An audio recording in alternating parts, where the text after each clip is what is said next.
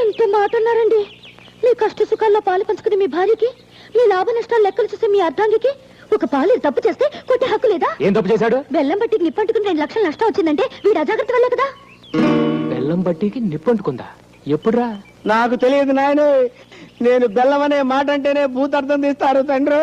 వడగాలు వచ్చి వరి కుప్పలు కొట్టిపోయాట. 1.5 లక్షల లాసు. వడగాలు వచ్చిందా? ఏరా? నేను చెప్పను బాబోయ్. నేను వడంటేనే పెడర్థం తీసి తంతారు తండ్రి. చెరువులో కొబ్బరి బండాలు రాలి చేపలు చచ్చిపోయాట. 1 లక్ష రూపాయలు నష్టం. చెరువులో బొండాలు రాలాయా? ఎప్పుడురా? అయ్య బాబోయ్, అయ్య బాబోయ్, ఓరి దేవుడోయ్, నేను బోండం అన్నా బండబూత అయిపోద్దండి. సమాధానం చెప్పడానికి వీలు లేని ప్రశ్నలు వేస్తున్నారేంటి అబ్బాయి గారు? హే భగవాన్, నాకు ఇలాంటి పరీక్ష పెట్టాడు తండ్రి.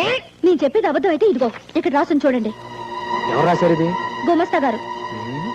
ఏడాడు